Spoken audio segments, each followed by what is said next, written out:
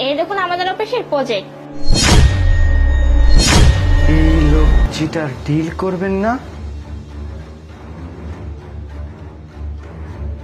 হ্যাঁ নয়ন সাহেব, কেমন লাগলো আমাদের? প্রজেক্ট হ্যাঁ, শান্তা ম্যাডাম যেটা বললো এটাই আর কি। হ্যাঁ রেজাউল সাহেব, এই আপনাদের ম্যাডাম যেটা দেখালো 3D অ্যানিমেশন প্রজেক্ট, এটা আমার কাছে ভালো লাগছে। এই ধরেন যে এখনকার যুগে ল্যাপটপ দিয়ে এইসব কিছু তার হয় না।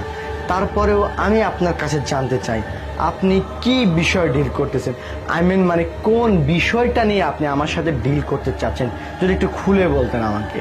নয়ন সাহেব, আপনার কোম্পানিতে যে অটোমোবাইল তৈরি হয় না, সেই মোবাইলে যে ছোট ছোট পার্টস লাগান, সেই পার্টসগুলো আমার কোম্পানিতে তৈরি হয় এবং আমি আপনাকে দিব।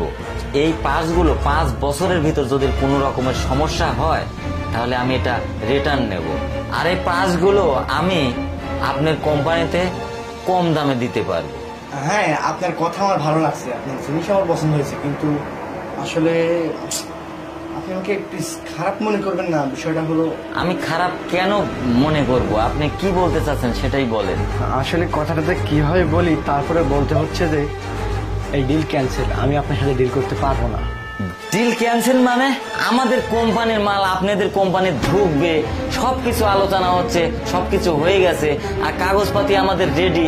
এখন বলতেছেন যে আমার ডিল ক্যান্সেল? আপনি কি ফাজলিমো পাইছেন নাকি? আসলে রেজাউল সাহেব কি বলবো বলেন তো, আমি তো সবকিছু ওকে করে রাখছিলাম, কিন্তু এই শেষ সময় এসে যে এমন কিছু হবে সেটা আমি কখনো কল্পনাই করিনি। আর তাছাড়া কি জানেন, তালুকদার নামে এই অটোমোবাইল কোম্পানিটা মানে অল্প কিছুদিনের মধ্যে বন্ধ হয়ে যাবে।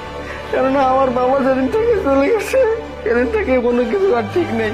তখন আমার কাছে ভালো ভালো প্রজেক্ট ছিল, কাজের ধারা ছিল, কিন্তু এখন সবকিছু দিনে দিনে হারিয়ে যাচ্ছে, সেজন্য কোম্পানিটা বন্ধ হয়ে যাচ্ছে। শোনেন নয়ন সাহেব, আপনার মন মানসিকতাই ঠিক নাই। আপনার কোম্পানি ঠিকই আছে, আপনার সাথে আর কোনো কাজ করব না, আপনার সাথে আর কোনো প্রোডাক্ট আমি দেব না। আমি 20 বছর পরে হলেও আমি আপনাকে দেব, কিন্তু এই মুহূর্তে দিতে পারতেছি না। আমার কোম্পানির মাল চায়না সহ বিভিন্ন রাষ্ট্রে যায়। আপনি কথা দিয়েছিলাম বিধায় আপনার কাছে আমি আসছিলাম, কিন্তু আপনার সাথে আর লেনদেন হবে না, চলে গেলাম। এই ম্যাডাম, এই আপনি এটা কি দেখেন আমাকে? আপনার এই বস চিটার মানে উনি কি বলছেন? আপনি কোম্পানির লোক হয়ে বলতেছেন আপনার বস চিটার, মানে কি? হ্যাঁ, আসলে হয়েছে কি স্যার, মানে আমার বস হচ্ছে 1 নাম্বারের সিটার। উনি খারাপ যে প্রোডাক্ট আছে না সেগুলো ভালো বলে বিক্রি করে, আর দেখা যায় যে 2-3 মাস যায় তারপর সব নষ্ট হয়ে যায়।